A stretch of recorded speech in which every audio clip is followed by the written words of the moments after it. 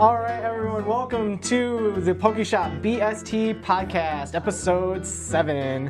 We are joined, as always, with Woody, the owner of the Pokeshop BST and Missing No Games, and Goosephone, Pokemon expert extraordinaire, and my name is Homero. And we always start with the news. So the first piece of news I have for you is the official Pokemon NAIC power ranking for the TCG. They published this, so this is their opinions. Number 5, I'm happy that Goldango EX made the number 5 power ranking, so expect to see some Goldango out there. It's my favorite deck to play. I play a lot here in the local. Yeah. There's a lot of people who play Goldango here. Yeah, that's my favorite thing, because it can OHKO pretty much anything. If you have enough energy, yeah. Yeah, and it's good at, you can good at drawing cards. You can just draw cards. Yeah. It goes really good with Cypher Maniac's code breaking, because you tutor 2 things straight out of your deck.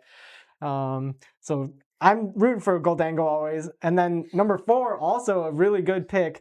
I'm happy they put it on there. Marnie's Grimmsnarl EX. Ooh. Nice. So I hope that those 2 decks perform exceptionally well, because I really like those 2, and they're usually at the bottom of the pack, sort of. And then number 3, Raging Bolt, that has been making a splash. Jesus Jr. brought Raging Bolt to regionals before anyone had that on their radar, and that's what won Milwaukee too. Nice. So Jesus was on that way early. No one was playing Raging Bolt at the time. They have number 2 of Dragapult.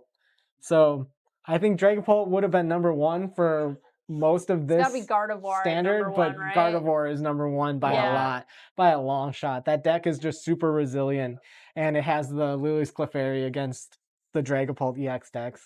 So I think it's going to be a Gardevoir showdown again, pretty much at NAIC. But the innovative decks are the ones that have been performing the best over the past few weekends, including Eevee Box has been doing well. And Joltik has been doing really well. Miraidon Pikachu has been doing really well. So I think it will be diverse, but I'm assuming it's going to be pretty much like a Gardevoir Dragapult event again. Right. Joltik is the one I want to play, the Joltik box. Yeah, Joltik box is really fun. I think it costs like a little over 100 to build. Oh, really? Yeah. Went up there. It's efficient. Yeah, it's really that deck is really fun. I play that deck with Teal Mask, which most people don't, but I like the Teal Mask in there, because then you're really pumping out your energies. That Teal Mask. Nice. Yeah. The NAIC is this weekend, no? Yep, and NAIC is this weekend, whoop, whoop. June 13th to the 15th. I'm playing VGC again. Yep, and in New Orleans. Yes. NOLA, baby. NOLA. And if you see Goosephone, she said she's willing to sign autographs. Yes, for free. For free. So if you see Goose, go get an autograph for free. I'll sign your cards. I'll sign your face. Whatever. Like, are you gonna have a marker with you? I can. Yeah, I think if you have a marker, that'll make it easier. Then I can sign it. Yeah, bring a Sharpie. I have to get your autograph by the end of the shoot. Oh yeah, I can give you mine. Yeah. Display it. And NAIC will be the first international championship, and then there'll be other ones leading up to Worlds in Anaheim. So we'll cover that as it comes along. But first, NAIC. I was at EUIC too. Oh, really? Yeah. Nice. That was in like March. Oh, okay. So that was a while ago. So but that was for this format? Yep. Oh, really? Yeah. Oh, okay. Wolf Glick won. Oh yeah. I remember that now. Yeah. Yeah, that's awesome. That was an epic finals. I watched that finals for VGC. You think Wolfie will be at this one too, obviously? At NAIC, yeah. Yeah. That'll be exciting. See him compete. Maybe you'll get to play him. I doubt it. If I get matched up to him in like the first few rounds, maybe. I would have to probably have a winning streak early on in the day. But I did at Milwaukee, so I could again. But the competition is going to be a lot stiffer at NAIC. And I'm really not that much of a VGC player. I just enjoy it. I just enjoy the events, really. Like, a play Pokemon event is such a vibe. There's other things to do there. There's, like, side events and scavenger hunts and cosplay and the Pokemon Center and a bunch of vendors, and you just get to meet other Pokemon fans, and it's always a good time. And you can get to go to stuff outside of the event as well. You're in NOLA, so you can check out the That's good what stuff. I did when I was in EUIC. I checked out a lot of London and just had a good time. I've never been to New Orleans before. Me either. It's just got hot here. I wonder if it will be really hot. Yeah, probably. It probably will be. I've never been down there that way either. Me neither. Just to Florida, I guess, actually. Yeah, Florida's probably the closest. Yeah. Georgia, maybe. Yeah, Georgia. I go to Atlanta more often. Yeah, That's the city that I visit. When I think of Louisiana, I'm thinking like marshes and yeah. swampy. And, Yeah, you know what I mean? Like, super humid. Right. Florida's kind of like that too in this southern Florida. Or wherever, I don't really know. But that will be NAIC. The other news is the upcoming releases. So the soonest things are going to be Team Rocket's Mewtwo EX box, Cynthia's Garchomp EX Premium Collection, and Massive Ogerpon EX Premium Collection. And that's all scheduled to hit the shelves on June 13th. I think the Ogerpon mass boxes were delayed. Oh, okay. So Pokemon released a statement saying those are pushed back till July something, first or second week of July. So those are pushed back. We did receive a shipment of the Cynthia's Garchomp boxes, which which we'll be opening on the channel here today. Yep. But it's another one of those standee ones. Yeah. Like Iono. I'm not sure if the Mewtwo ones were delayed or not, but we have not received those. Okay. So those are the first things. Then the next box is scheduled for June 27th. A couple weeks after that will be the Charizard EX Special Collection box. Oh, yeah. And that will have a jumbo card in it as well. And then July 18th is Black Bolt White Flare English. Nice. And that will be the next special set. And then apparently the holiday calendar is coming out in August. I'm not sure. I haven't even looked that far, to be honest. I did see something about the holiday calendars being up for pre-order from our distributors, but I have not looked into it yet. That sounds cute. That's very early. Yeah, it is very early. Probably the pre-orders are opened up, but I don't know how soon we'll get them. I feel like they're releasing it too early. By the time it hits Christmas, it probably won't be on the shelves anymore. You know what I mean? Like, yeah, we'll see. People buy that up. What all is like in them? The little figures? No, it's like a holiday calendar where every day you open something cool out of the box. Yeah. Whether it be like a pin or a pack or this or that. Like a special pack with stuff that can be. You can get packs out of it. Yeah. Okay, because I've seen them before at like Target where it was like a bunch of mini figures in each one. Oh yeah. Yeah, that's what I was thinking of. Yeah, that would be early, but who knows? Right. Maybe. This one's the TCG calendar. I think they have the little figure one. That's its own separate thing, and this is like a TCG calendar. Okay, that's hype. So every day you get to open a mini pack. Then they have throwing regular packs in there. They're throwing stickers. You might get a little cool promo on one day. So it's probably worth it. Oh yeah, it's nice. Yeah, it'd be a really good gift for anyone really. Exactly. Any Pokemon it's a holiday thing. So yeah. So yeah, maybe Christmas in August. Editor Homero here. On the next portion, we talk about how some Switch 2 editions could be playable on a Switch 1 system, and some of that could be through Game Share as well, available to play with a Switch 2 edition cartridge in a Switch 2, Game Shared to a Switch 1. There's a lot of what-ifs here, but let's cut to Goose with an important point about the Switch 2 at NAIC. I think it's going to be a problem with people trying to bring the Switch 2 to NAIC because I looked it up and you can't. You can't. Okay. Yeah, you have to use a Switch 1. And a lot of people have already transferred their data, but I think you can transfer it back. Yeah. That's unfortunate too, because that's the other piece of news I wrote down is that Scarlet and Violet looks so much better on the Switch 2. It's a night and day. Yeah, because they completely patched it. So it's not just that the graphics are better and that you get better frame rate, they patched a lot of the different camera angles that were cutting into the wall and stuff like that. Sure. They populated the world with way more Pokemon because it can handle more. Sure. Yeah, just more on the screen. The raids don't crash so much, and the Yeah. animations actually show up like they're supposed to. But the pre-release was like nostalgic for a lot of people because it was people lined up like Yeah, at right, midnight to get. It was like midnight release of a Sure, console, sure, like back in the sure. days for the Wii. I stood out for the Right. 360. Me and my brother were outside Best Buy till midnight, and that was like so fun. So people said they got to relive that experience. Sure. And I think that's because that's just where the generations are. We were the kids waiting out there for those Exactly ones, and now right. we're adult ages and we're doing the same. Everybody's so used to just going on a computer, just ordering whatever they want nowadays. Uh-huh. So I mean, being out there in the wild is pretty awesome. You can meet, like, I met one of my really good friends at the midnight release of Smash for the 3DS. Oh, really? Yeah. Yeah. Nice. We were waiting at midnight in line at GameStop. Who's your favorite character in Smash? Marth. Marth? Ooh, Yeah. Marth is good. What about for you? What do you... Smash, bro. I don't play a lot of Don't play Smash, but it would probably, I'm thinking Samus or Link or something like that. Nice. Yeah. I play Sheik. That's my Nice. main. Sheik and mostly Sheik. I could see you being a Sheik main. I can Yeah. see it. Lots of repetitive combos. Sheik, Zelda? No. Yeah, I actually like Zelda more, but she's not very good. They're separate on the roster now. Yeah, they're separate They're now. two different characters now, but it used to be you press B down. And Yeah, then switch you between them. switch Yeah, that was my yeah. favorite, when you could play Zelda and Sheik, because Zelda hits so hard and she's floaty. So that was my favorite character in Brawl.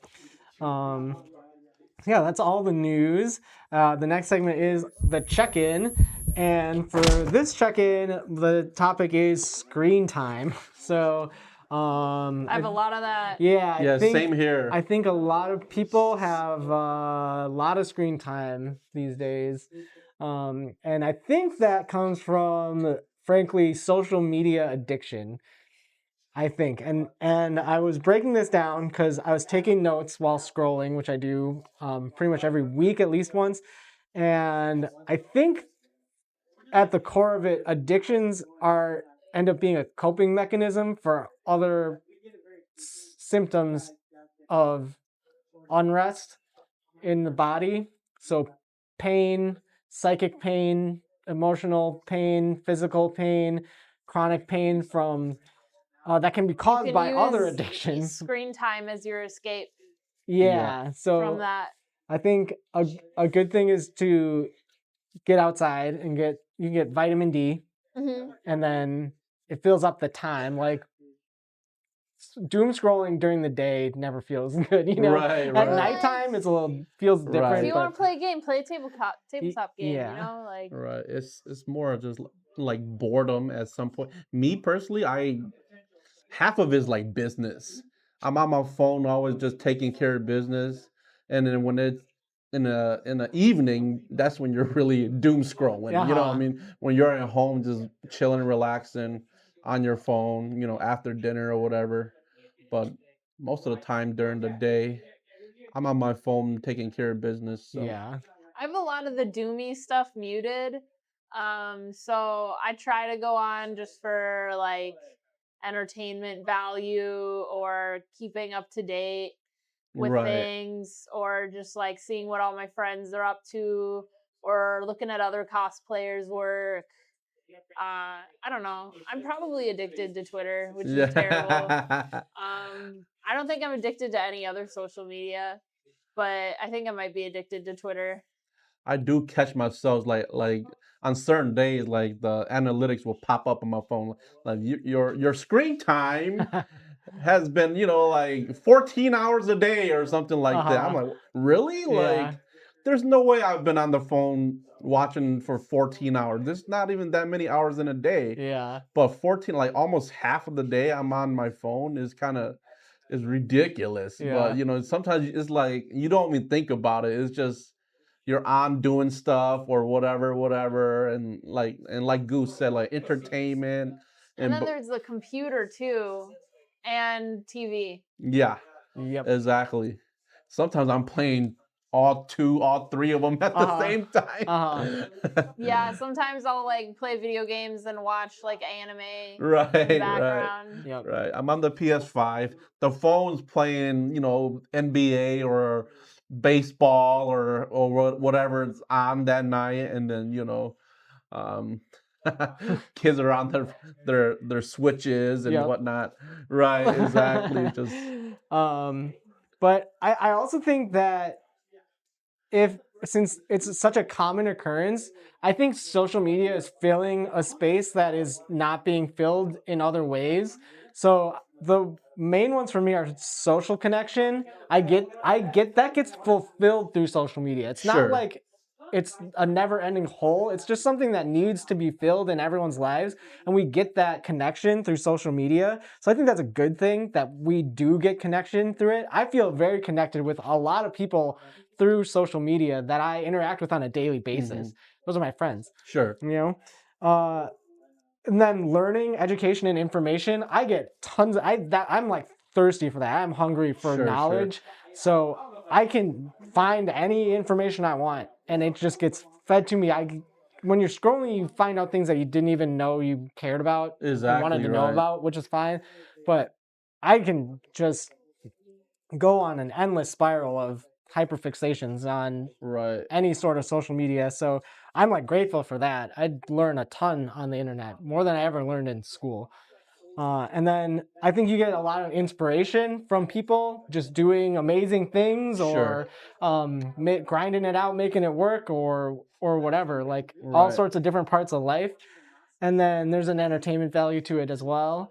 And then there's the news all comes through there too. So you get like boots on the ground news from real people who aren't a talking head for a news organization or something like that. You have to be a little careful about that too, because there's people that can be like plants, stuff like that.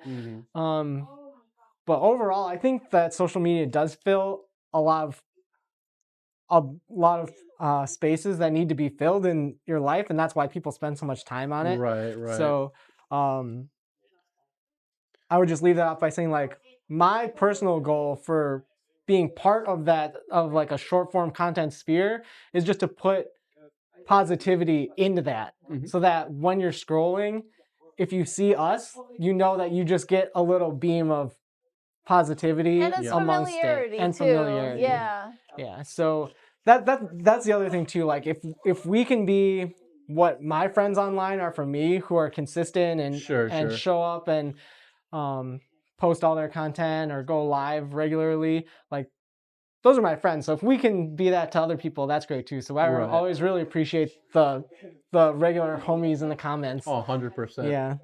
Shout out to you guys. Yeah. So thanks for letting us be part of your screen time. Yeah. We love you all. Definitely. That brings something up. My kids, they have screen time of their own, and one of my younger kids was like, I think we were watching a movie or something, a very old movie, like before their time, and my daughter was like, hey, I've seen this before. So they like learn about all this stuff that that's like pre their time to, and they're bringing it up to me. I'm like, you guys, this is the first time you guys watched this movie. How do you guys know about it, right? Like, I've seen clips of it. Yeah, I've seen shorts of this, and they're explaining to me what happens and what the deal is and all that. I'm like, wow, you guys are advanced. Yeah, you guys are way. I really like the way that people can once TikTok started doing longer form, and now then YouTube does it too, and Instagram's in between, minute and a half. You can really get a full sense of a whole movie in about 2.5 minutes. Right. And so when people break down movie clips and give you like all the good parts, those are really entertaining. They're really addicting. Right. And I learned about a lot of movies that I've never seen before that way too. I just watched Wes Anderson interview on, I forget who interviewed him, long interview, but I noticed in all the clips of his movies, none of his movies have smartphones in them, which gives the whole setting a totally different, puts it in a different time to where it's really focused on like the characters and their relationships, and people really were not as distracted as they are now. Oh, 100%. Because now, like when you're just hanging out with people, this podcast is probably the longest I spend with a group of people, with 3 people hanging out without their phones. Like these phones are running the cameras, but I don't count that. Yeah, but like this is the longest that I spend, probably half an hour. The podcast runs 35 minutes usually, so like sure, that's the longest I spend with people where no one is on their phone during the whole conversation. When I spend time with friends, a lot of the times I'll leave my phone out of it. That's good. I mean, I'll watch TV though. Yeah. I would say I would probably agree with Homero on this. Even at home, or when everybody just hanging out, half of us are on our phones or watching TV or doing something else. So I would kind of agree. Except for like parties. You just like gotta birthday enjoy parties. the human companionship. Right. Yeah. Right. And sometimes it's just so natural. Like you don't even think about it. It's so natural. But but that's not the way it always was. Exactly. I remember,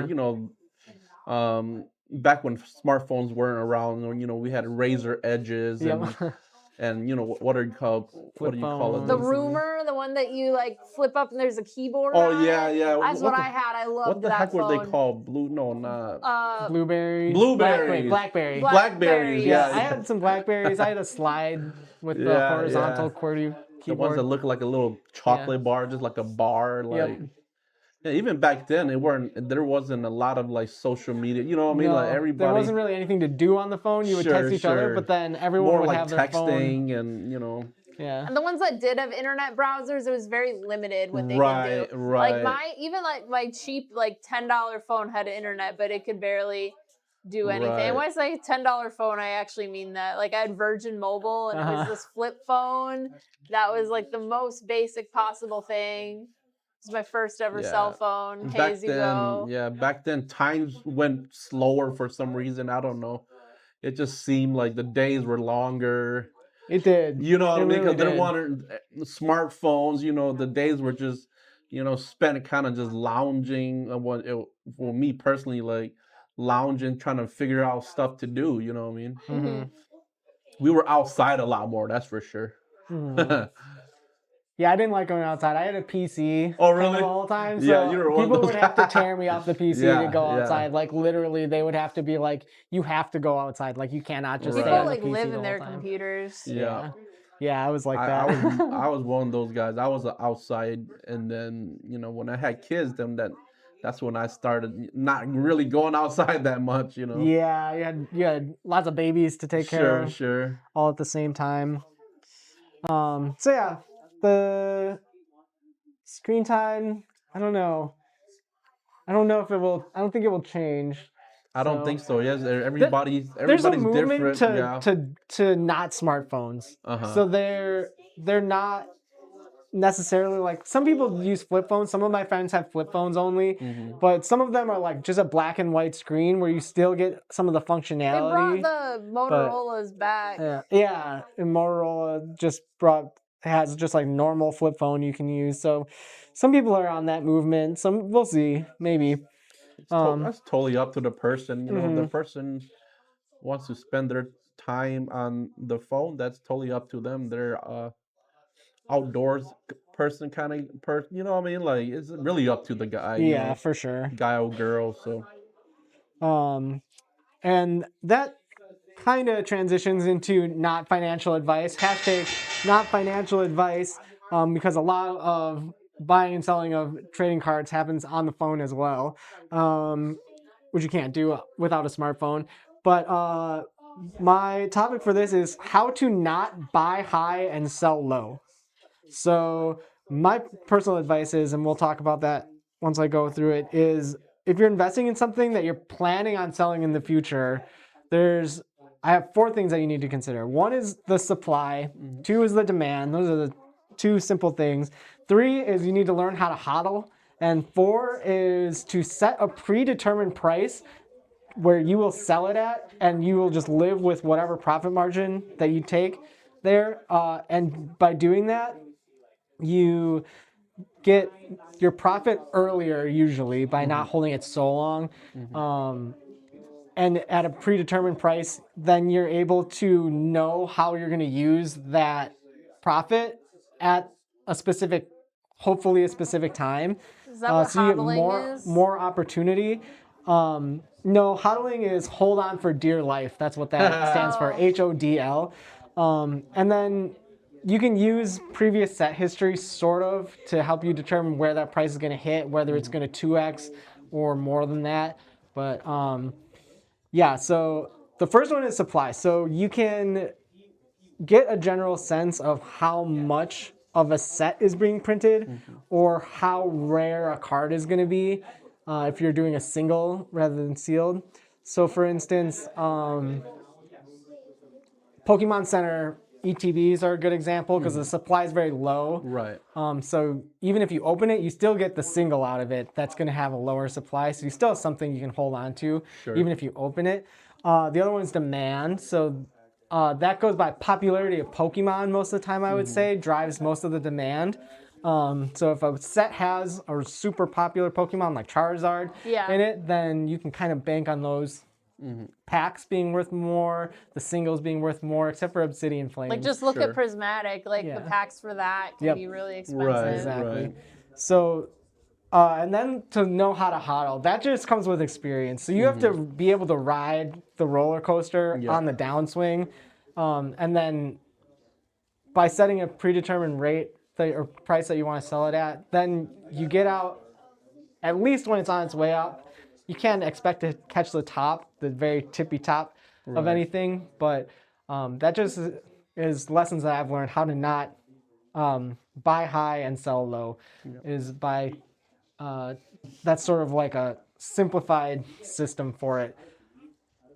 The Pokemon TCG, I kind of see it similar to like a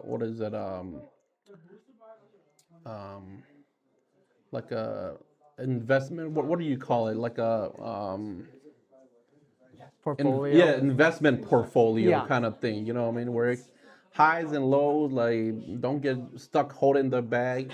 For, one example was a customer just came in earlier. It's like, hey, how come you guys are selling this for higher than what the market price is? And I had to explain to him like, we bought these from the distributor at X amount, not knowing they were gonna reprint them couple months down the road, and now there's a ton of it.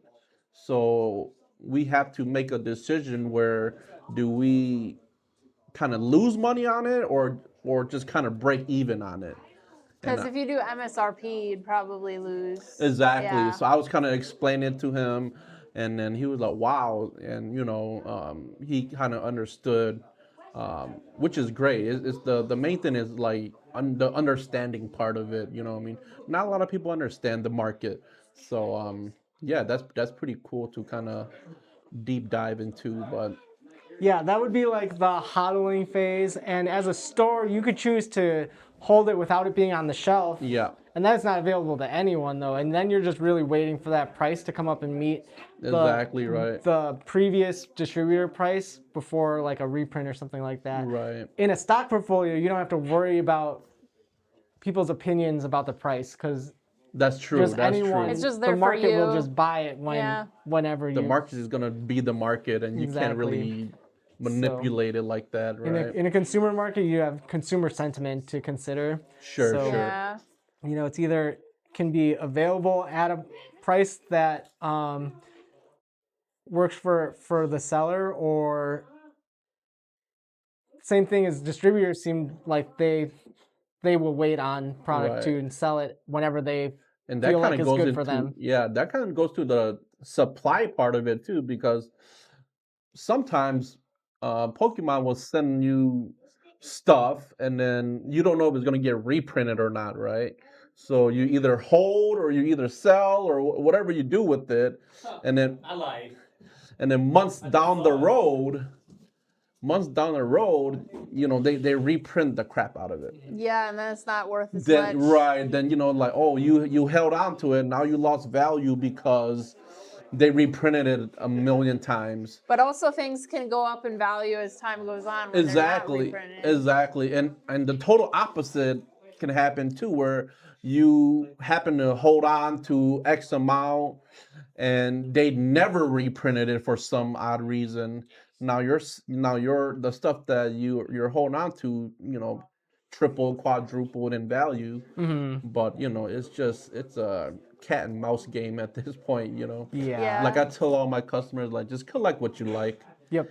If you're one of those guys that try to predict the market, all this and that, then you might just There's so much room for error there. right. But if you're really good at it, Right. then go for it. But you have to really know what you're doing. I would say unless you're going for like the really long haul and you're planning on holding stuff, you're Right. able to just hold stuff for a decade Sure, or more sure. than that. Then that will Right. almost certainly. If you're a go up and baller, down. you're just gonna be a baller. Yeah, You know what I mean? sure. Like there's Yeah. So if you get stuff with the idea of holding it up for more than 3 years, more than 5 years, then you can expect it to usually increase in value. I can't think of much stuff from alpha the past. investment type of guys. Yeah, You know what I mean? exactly, They yeah. just hoarding stuff. Yeah, exactly. So yeah, you can leave a comment about what you have in your collection that you've held on the longest. Yeah. Yeah. And the next segment is Pack Battle, and since we got a couple of Charizard costumes here, we're gonna open Brilliant Stars to see if we can't pull the Charizard versus Venusaur, Charizard V Alt Art. That'd be insane if we pulled the Charizard. I know. Any Charizard.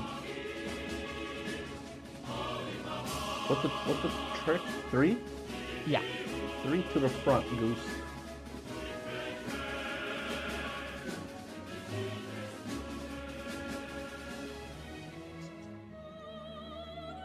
All right. What you got? Cynthia's Ambition. Cynthia's Ambition. We have Staravia, Sharon's Care. Barry.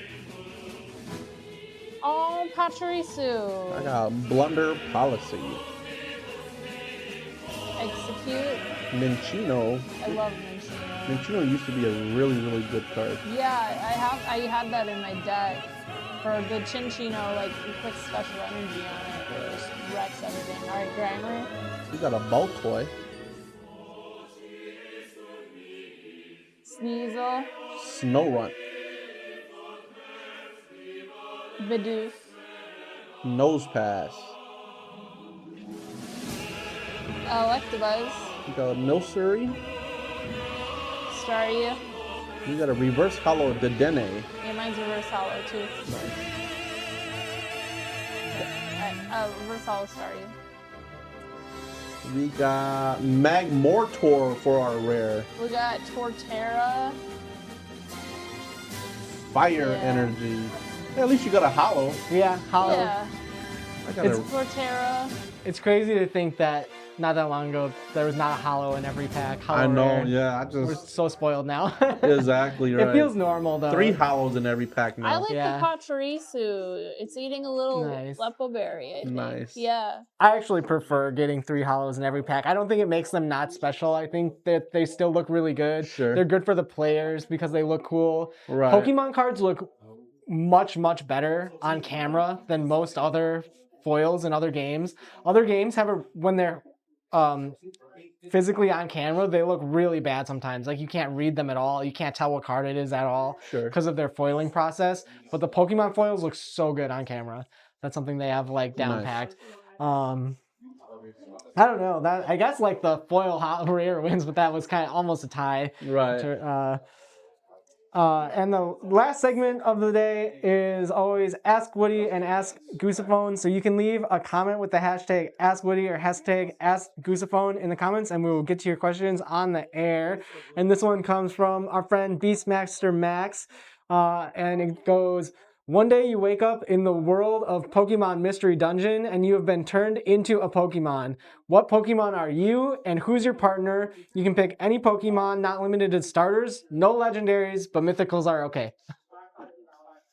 I gotta go with like what I actually ended up with in Mystery Dungeon because I really liked it. I always get Eevee, which is naive, on the personality test. And I like starting off with Eevee. You get quick attack, which is nice to hit stuff from the back. And my partner was Chikorita. So I have to go with the OGs, Eevee and then Chikorita. I know I could pick any Pokemon, but I gotta go with those two. I've never played Pokemon Mystery Dungeon. It's so good. So you start out with 2 Pokemon? Yeah, you have yourself, and then you have a partner that you form a rescue team with. I see. So does it have to be basic Pokemons, or you could start out? I think for this, he said you can choose anyone. Yeah, he said you could choose anyone, but normally it would probably be the first evolution, like a basic. Because you would evolve later in the story. But he said you could pick anyone, so... Me personally, I'm starting out as Charizard. And my partner will probably be Pikachu. So we can be special delivery Charizard, and we'll just be flying around delivering stuff to everybody. Cute. Fire and electric pairing is rough in the game, though, because you're both weak to... I mean, obviously not Charizard once it evolves, but you're both weak to ground. And I had that issue with a Pikachu Cyndaquil playthrough where, like, it was just, if there was a monster house and something had Earthquake, I would just go down. I started the game over because of that. You think there's a disproportionate number of, like, rock and ground Pokemon because you're in caves a lot, or not so much? I would say there's a good variety. It depends on the dungeon, what kind of Pokemon are in there, but there's a lot of variety. And then, Max wanted me to answer this one too, and I would be probably Psyduck just because it's my favorite Pokemon, and I would want a Blissey.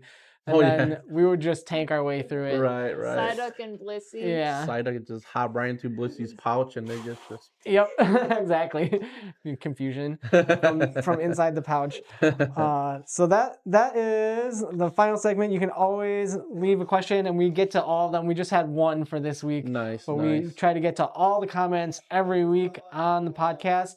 But that's the end of the Pokeshop BST podcast episode 7. So we'll say safe travels to Goosephone on our way to NAIC. You're leaving tomorrow or tonight?